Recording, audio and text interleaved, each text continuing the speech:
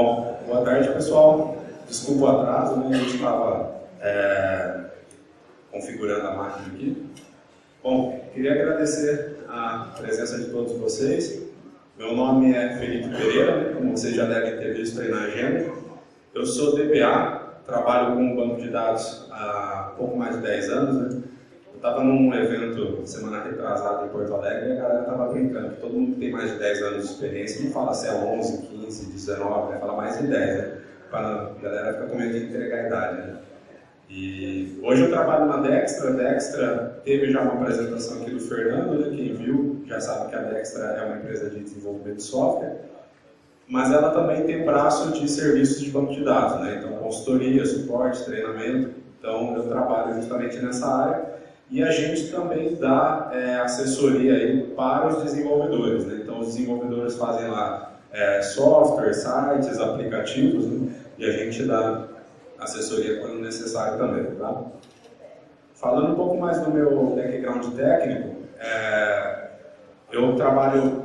A Dextra é conhecida basicamente pelo Postgres, né? Mas a gente tem expandido outras frentes de serviços, né? Até pela conta da expertise do time. Então eu também já trabalhei com Oracle, SQL Server e MySQL, assim como as outras pessoas da equipe. E devido ao que tem acontecido no mundo aí, em termos de mudanças, né, de tecnologias, de formas de trabalho, eu tenho tido interesse em outras coisas também, como metodologias ágeis, analytics, DevOps, e agora estou começando a estudar Machine Learning. E essa palestra é um meio termo dessa experiência entre banco de dados e DevOps, tá? Bom, por quê? Porque existe um problema, né? O mundo mudou, essa é a principal questão, tá? O mundo mudou. Como? Na área de gerenciamento de projeto, antigamente, e nem é tão antigamente assim, né? Quando eu fiz faculdade ali em 2006, a gente aprendia o Waterfall, tá? Nas aulas de engenharia de software, né? Estava-se começando a falar de ágil aqui no Brasil, né? Poucas empresas adotavam. O Waterfall era tido assim como o estado da arte, né? Muitas empresas tinham certificação CMMI, né? Aqui em Campinas a CENT era conhecida por ter CMMI 5, né? Que era um grande nível de padronização de serviços, né? E hoje em dia já é totalmente o contrário, né? Se você falar que trabalha no modelo Waterfall, embora ainda exista, você sabe que isso já não é mais a corrente mais atual, né? Hoje o ágil está predominando, né? Isso teve reflexos, né? Nas arquiteturas de software, como o próprio Matheus falou aqui na palestra dele agora, não só o iFood, mas a maioria das empresas está saindo de um esquema monolito, ou seja, um grande servidor com a sua aplicação lá, com hardware parrudo, né? Com um único banco de dados, para um esquema de microserviços, né? Então, a ideia por trás disso não estou mais dependendo de uma máquina muito grande para depender de várias máquinas menores, tá?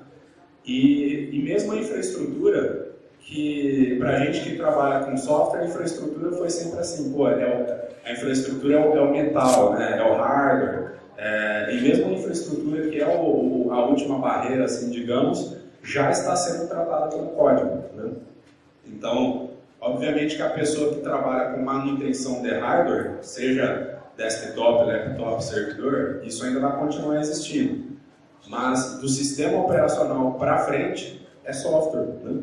E a gente já está tratando isso como código, né? Então, hoje quando você entra na Amazon e sobe uma máquina, é aquela coisa do clique, né? Next, finish, ele monta uma máquina para você.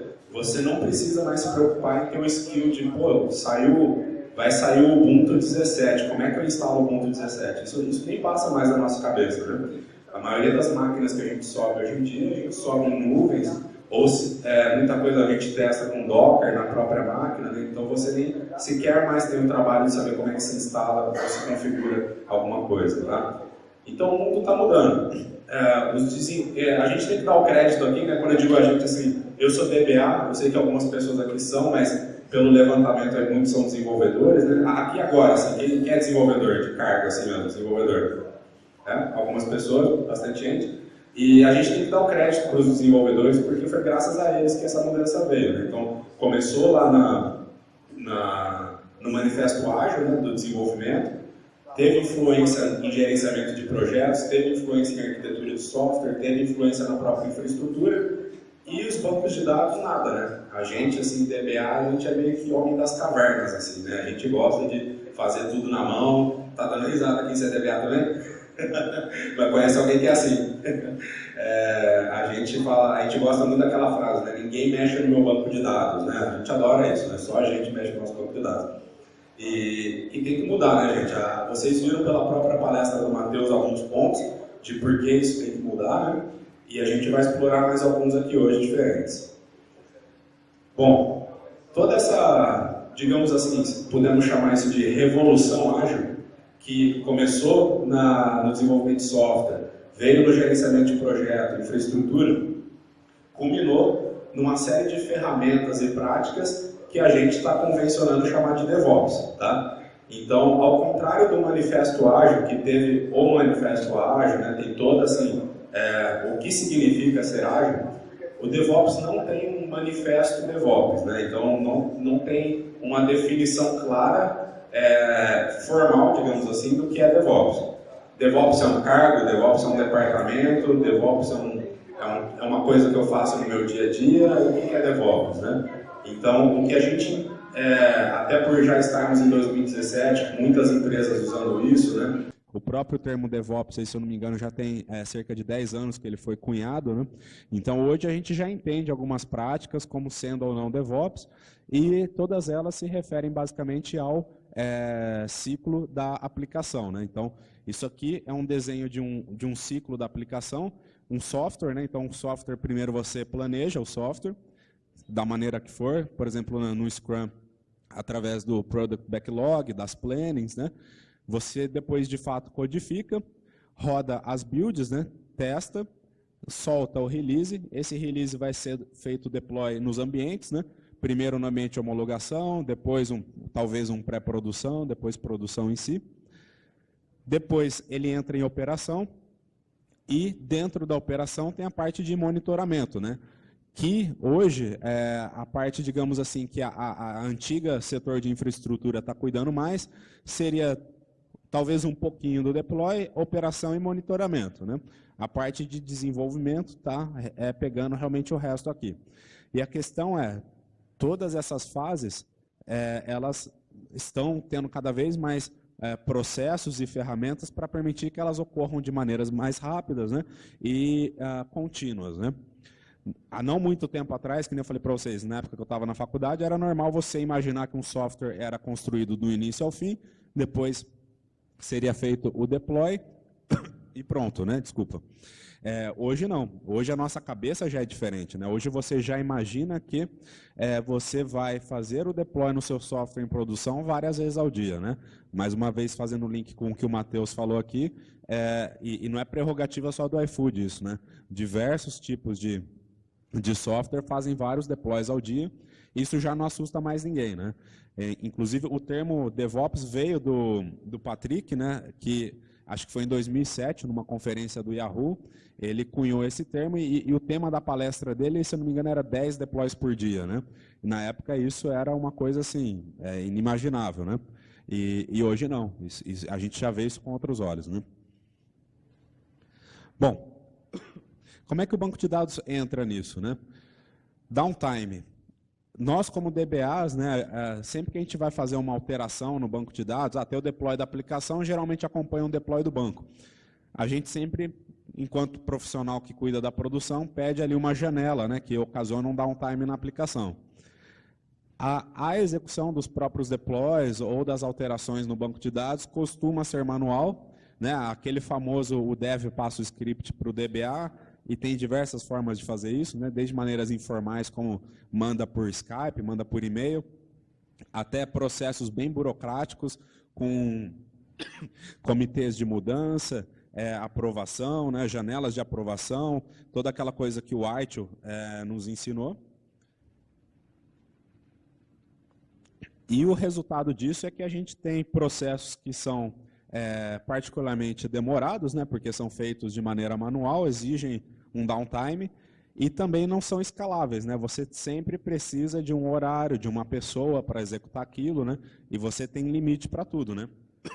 Então, embora na sua empresa, para o seu fluxo de deploy, um DBA, né, com uma janela de noite ou de final de semana possa ser necessário, quando você coloca isso em escalas, né? A gente tem empresas hoje aqui como palestrantes do Google, né, da Amazon, palestrantes do Itaú. Então, imagina um Facebook também da vida. Esses caras não têm janela, esses caras não têm, talvez, braço para fazer tudo na mão. Então, você, em termos de produtividade, precisa escalar, né? Então, o que eu vou passar aqui para vocês hoje é, baseado em alguns problemas de negócio, como que a gente pode resolver isso tecnicamente, tá? Porque é importante a gente ver esse lado do negócio, né? Os problemas não surgem, simplesmente aparecem, né? Um deploy na aplicação não é um deploy, é uma necessidade de uma feature nova, é uma correção de um bug, tá certo? É alguma coisa que vai gerar valor para o seu negócio. E se você se colocar como gargalo desse processo, você está evitando que essa feature chegue, você está evitando que esse bug seja corrigido, você está evitando a geração de valor, né? Então, baseado nesses 3 casos aqui, a gente vai ver como a gente pode solucionar esses problemas, né? Então, o primeiro caso, como instalar 600 instâncias de bancos de dados em um único dia. O segundo caso, como manter diversas versões de um app utilizando o mesmo banco de dados. E como deixar de ser o gargalo do deploy sem abrir mão da estabilidade, né? Não adianta também usar aquela expressão assim, abrir as pernas, né? Não, vai lá e faz o que você quiser no banco. Não é assim. Eu acho que tanto o desenvolvedor quanto o DBA, todo mundo tem uma história aí de alguém, às vezes você mesmo, que causou algum problema no ambiente, na produção, o ambiente parou, né? Então também não adianta falar assim, eu sou ágil. Ágil é todo mundo fazer o que quiser, a hora que quiser. Não, não é assim, né? Então, existem maneiras seguras de você ser ágil, sem abrir mão desses conceitos, tá? Bom, a primeira questão aqui, então, como fazer vários deploys, a gente entra num conceito chamado infraestrutura como código. Para trabalhar a infraestrutura como código, a gente tem diversas ferramentas, as mais famosas são essas aqui, tá? Chef, Puppet e Ansible.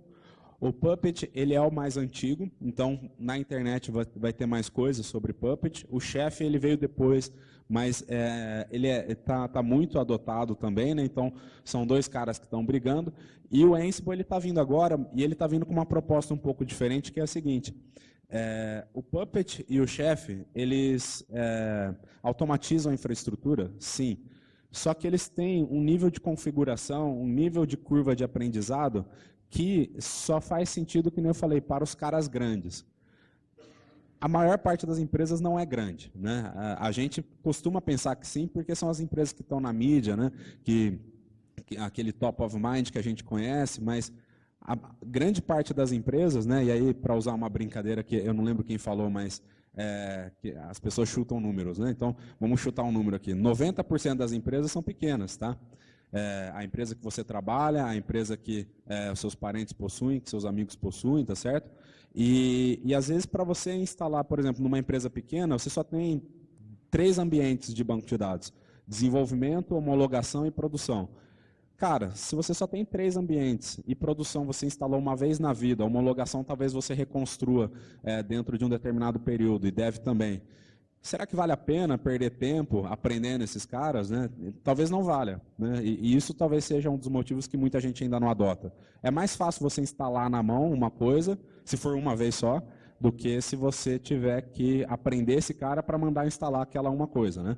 E o Ansible, ele está vindo com uma sintaxe, uma forma de trabalho que é tão fácil quanto você instalar na mão. Então, mesmo para pequenas e médias empresas, está começando a fazer sentido tratar a infraestrutura como código, tá? Bom, como é que no caso aqui o exemplo desse case aqui vai ser o Puppet, tá? Até voltando um pouquinho antes, o que originou esse estudo aqui foi uma proposta comercial, onde a gente, na Dextra, recebeu um cliente, no caso do varejo, tá? Uma rede de farmácias. O cara tem 600 lojas, ele tem um servidor central na central dele, né? Mas cada loja tem um servidor que agrega informações daquela loja, tá? E E ele queria manter todos esses servidores sempre atualizados, né? Ou quando abrisse uma nova loja precisaria instalar. Então, como é que você automatiza esse tipo de coisa, né? Porque para um DBA instalar na mão 600 instâncias não é algo trivial, tá? É algo que vai levar um tempo. Então, você precisa trabalhar isso de uma outra maneira. Com o Puppet, como é que pode funcionar? Você tem um servidor Puppet, tá? Onde ficam as configurações do Puppet, né? Eu gosto do nome que o chefe adota, né? O chefe tem nomes de coisas de cozinha, né? Faca, receita, né? E as configurações se chamam receitas, tá? Então eu vou falar receita, que é um termo do chefe. Então, uma receita de instalação de Postgres, por exemplo. Você tem esse arquivo lá. Esse arquivo, por mais que seja um arquivo dentro dos padrões do Puppet ou do chefe, caso você use chefe, no fundo é um arquivo texto, né? Então, sendo um arquivo texto, ele pode ser versionado. Então, a primeira conexão que se faz é isso. Você tem um servidor onde ficam todas as suas receitas de instalação e você versiona as suas receitas de acordo com a sua necessidade, né? Então, você criou a versão aqui, eu trabalho muito com Postgres, né? Então, Postgres 9.6. Esse ano vai sair o Postgres 10, eu vou fazer a receita do 10. Então, posso criar uma nova ou posso substituir a anterior. Se eu substituir a anterior, já versiono, coloco numa versão nova, né? Então, para isso a gente usa ferramentas de versionamento. E a partir do servidor, que tem todas as receitas, você manda instalar nas máquinas as receitas que você quer, né? Então, num servidor de aplicação, você vai mandar instalar a receita do Apache, por exemplo. Num servidor de banco, a receita do Postgres. No laptop do desenvolvedor, uma receita de ambiente Java, tá? Então, você tem essas receitas centralizadas, você aplica. Então, você ganha na automatização, que agora é uma máquina que instala, né? O DBA ou a pessoa da infra teve o trabalho de construir uma receita, mas as instalações são automáticas daí para frente. E outra coisa que você ganha é qualidade, né? Uma vez que você garantiu que aquela receita está certa, se você instalar ela 100 vezes, ela estará 100 vezes correta, né? Ao contrário de uma pessoa, um DBA que vai instalar 100 bancos de dados, lá do 90 até o 100, ele pode estar cansado de madrugada e já quer ir embora, né? Quer assistir o jogo do Corinthians, então assim, o cara faz de qualquer jeito, esquece de configurar as áreas de memória, então entra muito nessa questão da qualidade também, tá? Um exemplo aqui, eu vou ali que tem mais gente aqui desse lado, tá? Depois eu volto aqui. Mostrando para vocês como é fácil trabalhar com o Puppet aqui, tá? Aqui é uma tela de Linux, tá? No caso, a minha máquina é um Ubuntu. Eu estou trabalhando só num cenário dentro da minha máquina. A máquina sequer tinha Puppet, tá? Então o exemplo começa o seguinte: apt-get install Puppet. Para quem não conhece, essa é a sintaxe no Linux, no Ubuntu, para instalação de software. Então, sequer tinha o Puppet. Então, fui lá e instalei apt-get install. Isso aqui é tudo do apt-get, tá? Tem certeza que quer instalar? Sim, instalou. Uma vez que eu instalei o Puppet, eu falei para ele, e aí vai também do aprendizado, né? Você tem que estudar isso aí, mas colocando aqui já para vocês, para eu trabalhar com o Postgres, eu tenho que instalar um módulo do Puppet chamado Puppet Labs Postgres, tá? Então, Puppet módulo install, Puppet Labs Postgres. Ele foi lá e já fez o download e instalou para mim, tá? E aí as receitas que eu falei para vocês, elas ficam dentro da pasta de configuração do Puppet. No caso aqui do Ubuntu /etc/Puppet. Aqui já tem alguns arquivos próprios dele, e aqui dentro eu vou criar um arquivinho que eu chamei de postgres.pp, tá? pp de Puppet é a .pp, a extensão do Puppet. E esse é o conteúdo desse arquivo aqui. Então a sintaxe dele, a classe que eu estou usando, né, class Postgres Server. No caso eu estou fazendo uma receita não de instalação do Postgres, eu estou fazendo uma receita de criação de banco de dados, tá? Então, imagina que nem o Matheus falou aqui, que eles escalam as instâncias de banco, né? Então, você precisa subir o banco, mas depois criar subir a instância e depois criar o banco dentro dela, né? Então, aqui é uma receita de criação de banco. Então, a sintaxe é Postgres Server DB, vou trabalhar com database, né? O nome do banco, My Database Name, tá? O usuário, My Database User, e uma senha que você queira passar aqui, tá? E ele já vai associar esse usuário a esse banco, então esse usuário vai ter todos os direitos naquele banco, então você já vai ter um usuário vai ser o seu usuário da aplicação, né? Uma vez criado esse arquivo, como é que ele é executado? Eu chamo Puppet com o comando apply e falo o que eu quero fazer apply. No caso, a receita de criação de banco de dados, que eu chamei no arquivinho postgres.pp. Tá? Esse foi o nome que eu dei para o arquivo. Então ele vem, aqui ele dá um warning, tá? E aí ele vai vir aqui. Ó. Primeiro ele cria o usuário, create role, usuário aqui, tá? Vejam que esse comando de create role não estava lá no arquivo, né? Ou seja, você não precisa saber a sintaxe do Postgres para criar usuários. Ele abstrai isso para você. Ele também cria o banco de dados, create database, né? Já com toda a sintaxe, você não precisa se preocupar com isso. E no fim, aquele usuário que ele criou, ele dá todos os grants possíveis aqui no database para o usuário que você pediu para ele criar junto, tá? E aí aqui embaixo, no fim, eu entro no banco e comprovo que o banco de dados foi criado e que o meu usuário MyDatabaseUser tem acesso a esse banco. Tá? Então, agora eu tenho isso num arquivinho de receita e isso está configurado. Se eu precisar executar várias vezes, é só chamar esse arquivo de novo.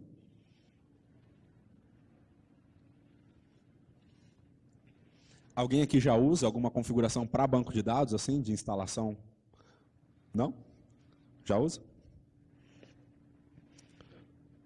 Tá, então, só mostrando para vocês de novo o arquivinho, como em 4 linhas aqui a gente resolveu o problema, né? Então, coloquei 4 linhas, nenhuma delas é um comando SQL, é uma sintaxe do Puppet, e ele fez a instalação para a gente, tá? Bom, o segundo cenário, na questão do aplicativo, né? O aplicativo acho que é onde a gente mais consegue ver isso, né? Facebook, por exemplo. Você tem talvez a versão mais nova, a pessoa tem uma versão intermediária, o outro tem uma versão antiga, né? Então você tem várias pessoas utilizando diversas versões ao mesmo tempo, só que lá na infra dos caras, a infra é única, né?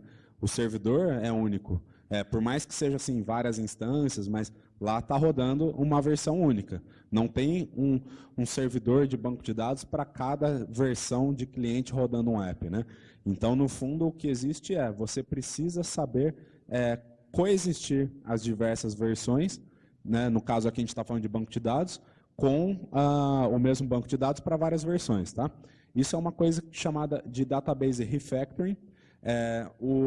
A terminologia refactoring surgiu na área de desenvolvimento de software, de um cara bem famoso, né, chamado Martin Fowler. E o Martin Fowler escreveu um livro chamado Refactoring, né, que é sobre refactoring de código, né, de sistemas. Um dos capítulos era sobre banco de dados, e depois alguns caras que trabalhavam com ele pegaram esse tema de database refactoring e fizeram um livro só sobre isso. Então, é a dica que eu deixo aqui de leitura para vocês, tá? É da série lá do Martin Fowler, chama Database Refactoring. É um livro muito bacana que vai ensinar, é um livro principalmente para desenvolvedores, se for ver, tá? Não é nem para DBA. Vai ensinar você a pensar a modelagem do banco de dados de uma maneira ágil, de uma maneira construtiva, né? No fundo, não mate nada de primeira, né? Se você quer adicionar novas colunas, ok, adicione. Se você precisa dropar uma coluna, elabore uma estratégia para isso, né? Um cara que faz isso muito bem, eu acho que é o WhatsApp, né? Eu não sei vocês, mas eu não tenho o costume de ficar atualizando o meu WhatsApp sempre. Então, vira e mexe, dá lá 2, 3 meses, o WhatsApp começa a falar, ó, daqui 20 dias seu WhatsApp não vai funcionar mais. Daqui 10 dias seu WhatsApp não funciona mais. Até um dia que você entra e fala, ó, atualize ou não funciona mais, tá? Então, o que isso significa, né? Isso é a interface do usuário para você de uma metodologia de trabalho que os caras assim, ó, eu estou permitindo que você se mantenha numa versão antiga enquanto eu estou andando, mas tudo tem um limite, ó, a partir daqui eu não vou aceitar mais, tá? Porque aqui eu já quero mudar, eu não posso engessar a minha infraestrutura para sempre só porque você não gosta de atualizar um aplicativo. Então, eu acho que é uma estratégia bem bacana, né? A maior parte das pessoas fazem assim. Eu tenho um aplicativo de investimentos que ele faz isso também, só que ele não avisa nada, ele simplesmente para de funcionar. Então, se eu fico muito tempo sem atualizar, e aí um dia eu entro, ele não funciona mais. Aí eu sei, tá. Eu, como pessoa técnica, já sei, já devo estar numa versão antiga, né? Vou lá, atualizo, aí é batata, né? Funciona. O WhatsApp não, ele avisa, ó, não vai funcionar mais, e realmente não funciona. Bom, por que, né, a gente tem que pensar no refactoring, né? Para a gente evitar algumas coisas, né? Primeiro, de fazer os deploys das aplicações a frio, né? Ou seja, ter que ter downtime, ter que esperar uma madrugada, um final de semana para fazer alguma coisa. Parar de ter aquela coisa assim, eu só faço o deploy de maneira extremamente planejada, né?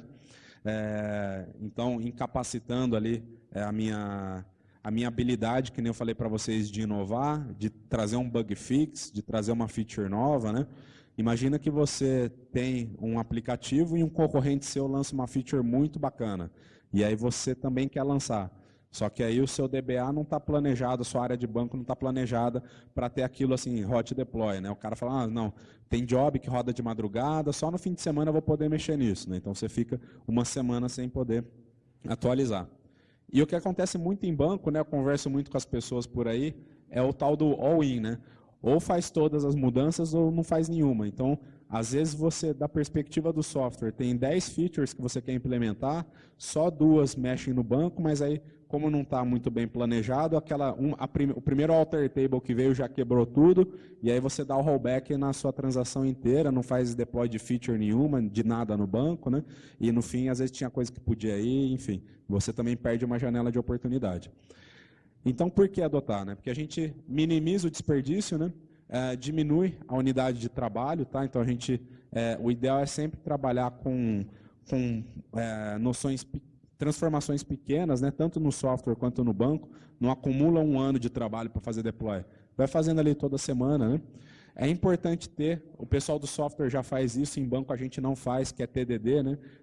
Test Driven Development. Então, ter testes para o seu banco de dados é importante, te economiza muita dor de cabeça. Você sempre possui um sistema funcional, então, que nem eu falei para vocês, se você se planejar e daquelas 10 features, 2 não deram certo, ok, as 8 que passaram já estão lá e estão funcionando, né? E você trabalha da mesma maneira que os desenvolvedores, né? Então você para de ser aquele DBA ogro, aquele DBA homem das cavernas e passa a ser um DBA mais ágil, né? Então, alguns exemplos do próprio livro aqui do Database Refactoring, né? Mais uma vez falo para vocês, Database Refactoring, leiam. Eu não estou ganhando, não fazendo merchan, nada, nem conheço os caras, tá? É porque realmente é muito bom. Então, por exemplo, aqui você tem uma tabela de cliente, né? Onde você tem o nome, né? Então, primeiro era um campo que tinha o nome completo.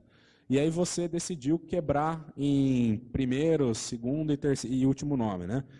Por quê? Sei lá, imagina, eu gosto de falar do aplicativo de banco, né? Eu tenho do Itaú. Entra lá, fala lá, olá Felipe, né? Então, antes Felipe, digamos, estava aqui, o meu nome inteiro estava aqui. Para mostrar só o primeiro nome, quem é desenvolvedor sabe, né? Você dá um split lá, pega o primeiro argumento, pronto. Mas e se o nome do cara é composto, tal? Então como é que você sabe se é o primeiro e o segundo? Fica complicado. Então decidiu quebrar em primeiro nome, nome do meio e último nome. Só que aí lembra, né? Tem gente que está usando um aplicativo antigo que vai fazer chamada nesse campo e o pessoal que está no aplicativo novo está chamando esses 3 campos, tá? Então você não pode simplesmente adicionar esses caras e dropar esse. O máximo que você pode fazer é, que nem eu falei para vocês, faz planejado. Adiciona, e aí você pode até colocar como comentário na coluna para deixar documentado que vai ser dropado daqui a um certo tempo, tá? Sei lá, daqui 6 meses eu vou dropar isso aqui. Depois disso aqui a versão do cara lá não funciona mais. 6 meses para um aplicativo é um tempo razoável, né? É até bastante coisa, se for ver. E aí depois daquele tempo você de fato dropa, né, a coluna original e fica só com as novas. Qual é o problema desse cenário do meio aqui? Alguém sabe? O problema é o seguinte. Você tem 4 colunas para representar o mesmo tipo de dado, né? No fundo você tem a coluna antiga e a nova. Então são 2 tipos de colunas e você tem que manter os dados sincronizados, tá? Por quê? O cliente antigo vai continuar batendo aqui e o cliente novo vai bater aqui. Então, ele não pode bater aqui e o nome dele não está aqui, ou bater aqui e o nome dele não está aqui. O nome tem que estar nos 2. Então, você tem que ter uma estratégia de deixar os dados populados. Aí pode ser uma coisa feita no banco, que o DBA pode ajudar. Exemplo, trigger. Então, se foi inserido no campo antigo, a trigger vai colocar no novo, e se for inserido no novo, a trigger vai colocar no antigo, tá? Você pode resolver com view, é uma saída também. Ou você pode fazer a aplicação que faz o cadastro do cliente já insere em todos os campos, né? Ou, por exemplo, quando você criou esses caras, eles estavam vazios, mas você já tinha seus clientes lá. O que acontece com os clientes que estão com o aplicativo novo, mas já eram da base, né?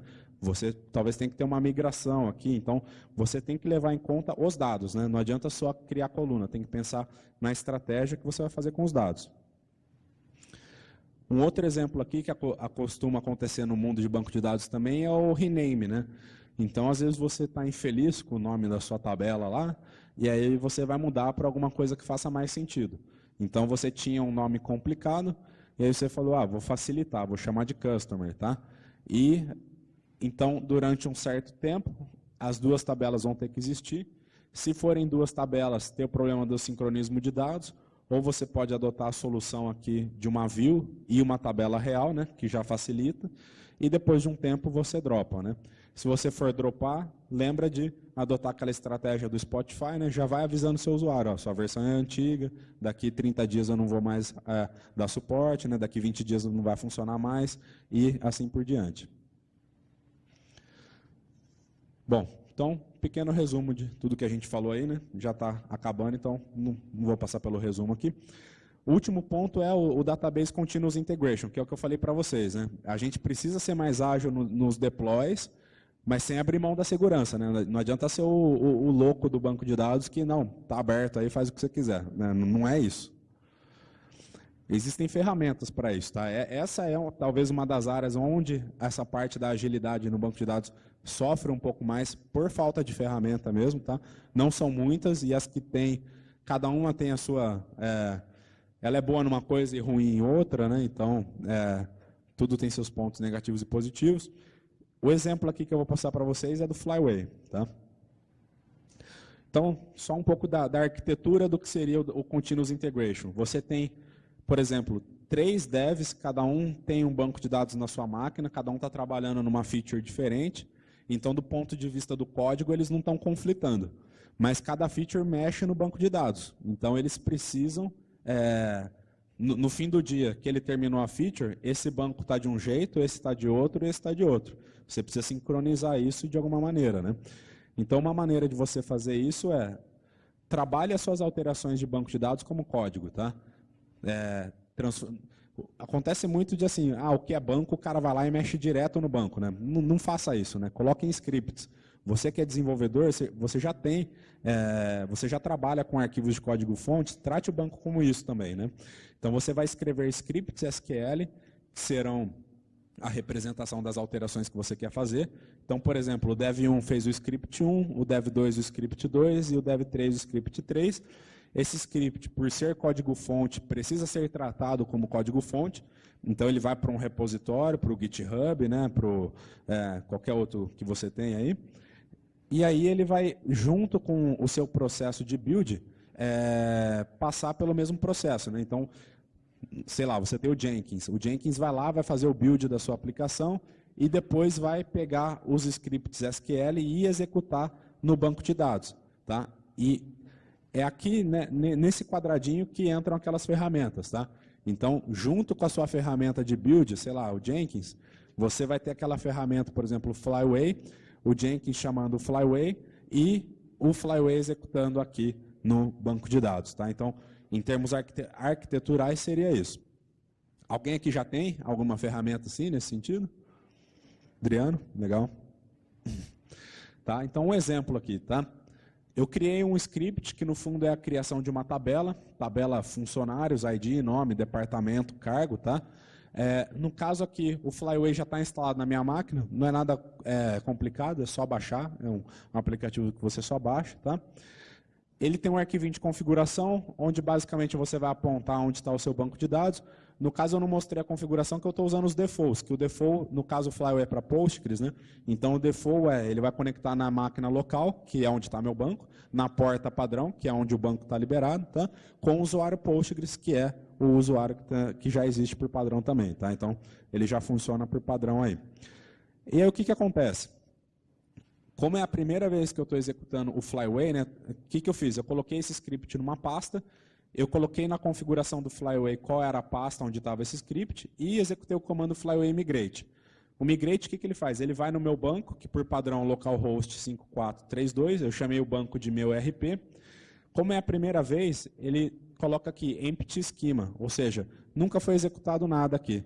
Então, tudo que eu tiver em termos de script pode executar. Tá? E aí, ele vai executar o script create table. Tá? Uma coisa aqui que eu falei para vocês, que cada ferramenta tem seus prós e contras, no caso do Flyway, a sintaxe dele é sempre um número, espaço, traço, espaço, o nome do script. Tá? E esse número que você põe na frente vai ser o ID da sua alteração. Como é o primeiro script que eu estou fazendo, é o script 1. Então, quando ele executar, o meu banco estará na versão 1, porque é o script 1. A hora que o dev2 executar o script dele, o dele vai ser 2 traço o nome do script. Ele vai executar Flyway migrate lá na build contínua. O Flyway vai no banco e vai falar, olha, já estou na versão 1, então não precisa executar o script 1, só execute o 2, do 2 em diante, né, até onde você tenha. Tá? Então, basicamente, é assim que ele funciona. Em cima disso, existem complicações, né, porque se você tem um time pequeno e único, ok. Se você tem vários times, começa a complicar. Por exemplo, eu trabalhei num projeto que tinham 6 equipes de desenvolvimento trabalhando no mesmo banco. Então, imagina que o banco está na versão 1, o cara vai fazer a versão 2, mas quem vai... Porque só pode ter no caso do Flyway, só pode ter um script número 2. Então, quem que vai pegar isso? Você tem que gerenciar isso de alguma forma. Outras ferramentas permitem que você crie a sua regra. Tá? Então, você pode, por exemplo, colocar um timestamp aqui e organizar por timestamp. Tá? Então, cada ferramenta tem uma regra de numeração, mas basicamente todas têm esse mesmo princípio. O número que vai aqui na frente é o número que vai ser a sua versão do banco de dados. Tá? E aí, como é que ficaria um processo completo? Assim, né? Você poderia ter as ferramentas de configuração para instalar, seja nos servidores ou nos ambientes de desenvolvimento, o seu software. Né? Então, imagina assim, entrou um desenvolvedor novo na empresa. Tá? Você deu um laptop para ele que o pessoal de infra só colocou o sistema operacional. Esse cara vai lá, executa o Puppet, que já vai vir aqui, já vai instalar o Java, o Postgres, criar o banco de dados, né? E aí isso aí já vai estar criado para ele. Aí ele vai começar a trabalhar. Na parte de software, né, não coloquei aqui porque o foco é mais banco, então ele vai fazer do jeito dele lá, mas na parte de banco, tudo que ele fizer no banco, ele vai escrever scripts SQL. Esses scripts vão ser versionados em algum lugar, por exemplo, no Git. E aí no Git, quando você faz um commit, você pode configurar um hook ali, né? Você chama a integração, a build contínua, tá? Do Jenkins aqui no caso. E sempre que você fizer um commit aqui, ele dispara aqui o Jenkins vai atuar no deploy, vai, no caso do banco de dados, chamar o Flyway, e o Flyway vai executar aqui no banco. Então, imagina que aqui é um ambiente de homologação. Né? Então, aqui está na versão 10, você fez o script número 11, você comitou o script número 11 no Git, o Jenkins chamou o Flyway falou, ó, banco de homologação, em que versão você está? 10. Aí o Flyway falou, ok, eu tenho até a versão 11 aqui no meu repositório, então vou executar o script 11. Tá? Em cima disso, e aí entraria mais uma parte de TDD, você pode, para a parte de banco ainda não tem assim, uma ferramenta direta no banco de teste unitário. Você tem as ferramentas de desenvolvimento, que nem coloquei aqui o JUnit, onde você pode testar a sua aplicação. Isso é um bom cenário. Assim, se você testar a sua aplicação depois que você fez deploy no banco e a aplicação não quebrou, ok. Né? Então não tem necessidade de efetivamente ter uma ferramenta de teste unitário para o banco. Né? Desde que você também tenha testes unitários para a aplicação e garanta que a aplicação não quebrou depois que você fez o deploy no banco. Tá? E, finalizando aqui o Puppet, também para instalação e configuração do SO. Né? Você pode ter do banco de dados. Então, você pode ter uma configuração para o banco de desenvolvimento, uma configuração para homologação e uma para produção. Né? Que a gente quer DBA, a gente sabe, os ambientes variam e a gente tem que fazer tunnings diferentes de acordo com o ambiente, né? Principalmente as áreas de memória, né? Esse tipo de coisa. Tá? Bom, então, os conceitos que a gente falou, né? Falando do lado técnico, a gente está falando então de infraestrutura como código, que habilita aí a automação e escalabilidade. O refactoring, que ajuda a gente a implementar soluções sem downtime, né? E o Continuous Integration, que além de todas essas qualidades aqui também, né, nos ajuda com o controle de versão do banco, né? Saber quem que mudou o banco, né? Quando, por quê. Então, a gente passa às vezes por situações onde alguém faz um deploy no banco, situações onde não tem nada disso, né? Aquela situação homem das cavernas. Então, o desenvolvedor vai lá na produção, sobe uma função nova que quebra o banco, e aí, obviamente, ele não vai levantar a mão e falar que foi ele que fez, né? Então, depois fica aquela coisa assim, pô, quem que fez isso? Onde que está quebrado, né? E se você tiver o controle de versão, você simplesmente pode voltar para a versão anterior, você pode até achar o culpado, né? Aí, dependendo da cultura da empresa, cada uma vai tratar isso de uma forma, né? As implicações de tudo isso, tá? Essas ferramentas, esse conjunto de modos de trabalho, permitem que a gente crie, né? Você pode criar um data center interno, no caso de grandes empresas, né? Ou você pode usar a nuvem como plataforma as a service, e isso vai liberar você do trivial, né? Então, que nem eu falei, você automatizou a instalação do banco de dados. Se antes você gastava 50% do seu tempo fazendo isso, agora você não vai mais. O que você vai fazer, né? As outras práticas de DevOps também, que trazem automação e escalabilidade. Tudo isso que é muito infra, que é muito repetitivo, vai sendo tirado da sua mão, né? Então, isso faz com que a gente atue mais em questões, por exemplo, de performance tuning e também questões estratégicas, né? Construindo estratégias de disaster recovery, alta disponibilidade, né? E uma coisa que pouca gente fala da nuvem, assim, que a nuvem facilita muita coisa.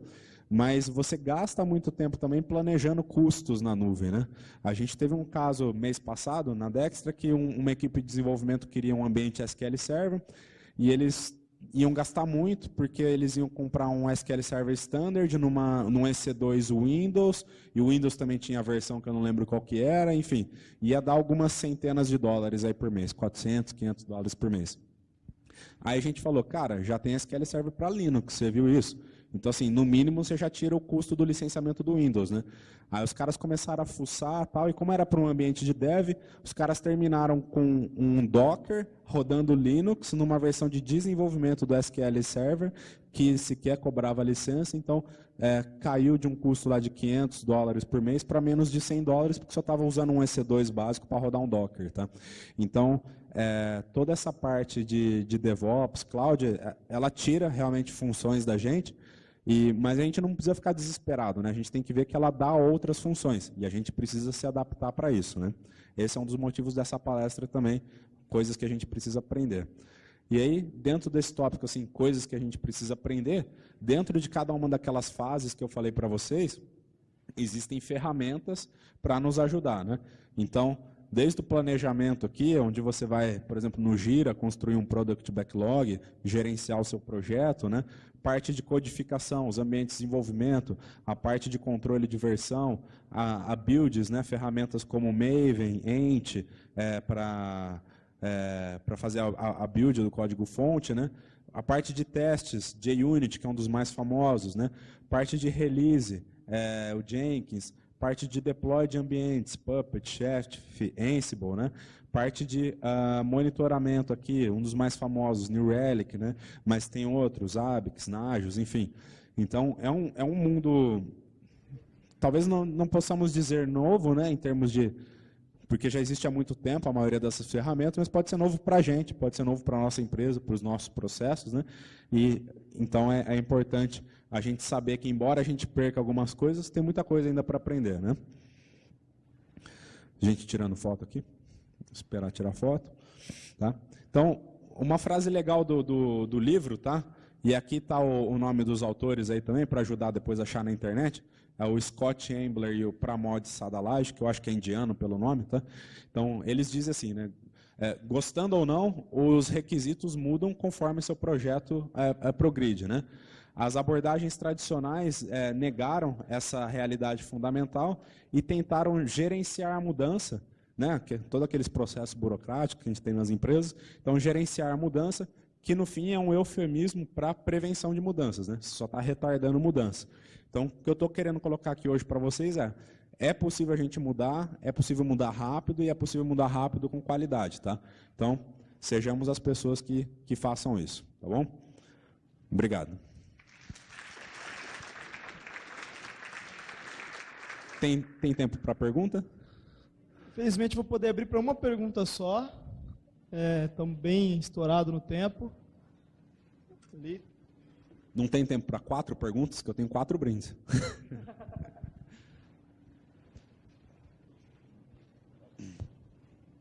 Aqui tem meu contato do LinkedIn, mas está errado, tá? É Felipe-Pereira-DBA.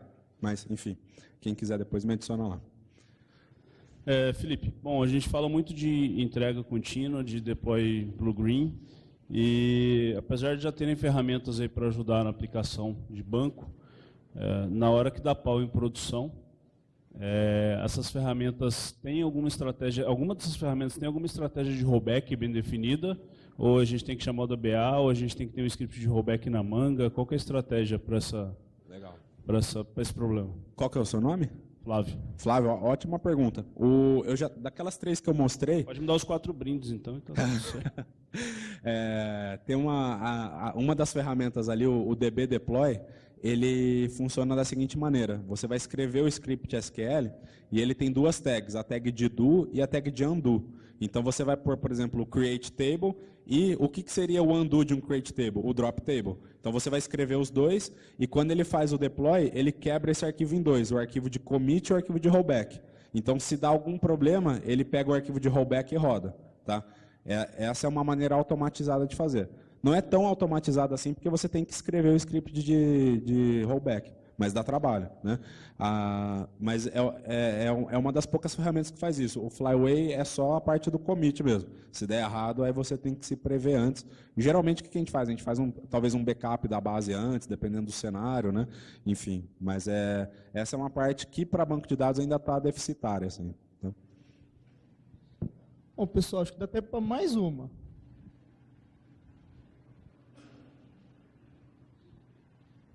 Tá ok, então, obrigado. Tá bom. Obrigado, gente. Felipe. Você vai pegar o brinde aqui?